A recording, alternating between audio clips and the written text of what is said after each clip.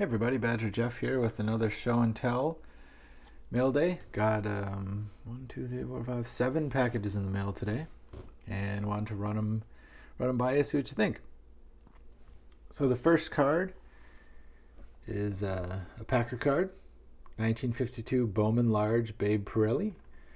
If you don't know what Babe Parilli is, you should look him up. He was number 4 pick by the Packers in 1952 out of Kentucky.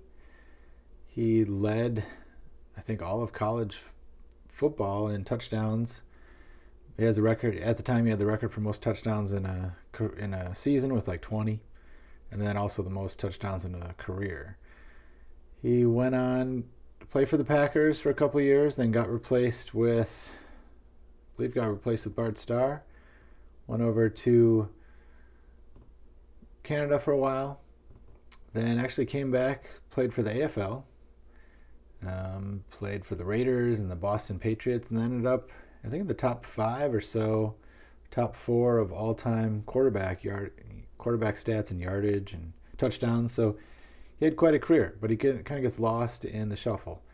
So this is a Bowman Large. If you're familiar with the large set, much more expensive than the smalls. This is only in a 4. You can tell it's off-centered, but it's got some nice corners, and I just pick these up when I can because they're hard to get. The coach that year is like Roselli or whatever his name is, Risotto, before Lombardi. His card is very expensive. It's a short print. The Jim Langsford is the famous card from 52 set. He was in the corner of the sheet, and he's very, very expensive to get centered. But Pirelli's a great pickup, quarterback for the Packers, and he's a lost in history, like I said. Same with Tobin Rote. Tobin Rote was another great player that you should look up and learn about because he was a good player that got lost in the shuffle. Everybody knows who this guy is.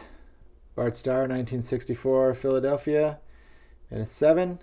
Again, it's a little off-centered, but picked it up for my set. This is the last Bart Starr I need for all of the tops in Philadelphia, and including Fleer set. So got his rookie all the way through. What's his last card? In 71, I think it was. So great. Glad to finally complete that one.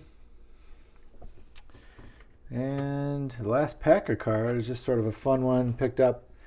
Sometimes I just pick up cards because they're inexpensive and they look cool. So this is a 2012 Topps Finest Blue Refractor of James Starks. Don't have a lot of Starks cards, but he was a great running back for a couple years for the Packers. Won us a few games. So fun to pick that one up. And I like shiny, like most of you do. Working on my Joe Thomas collection.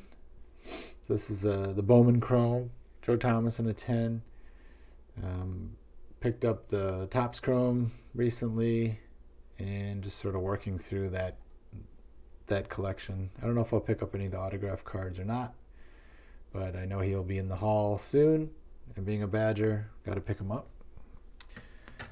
One baseball card, Nolan Ryan, 1989 Topps and a 9. I know it's a very exciting card, but I do also collect Nolan Ryan, and working through his base top set. Well, actually his extended set with all the Donruss and Fleer cards.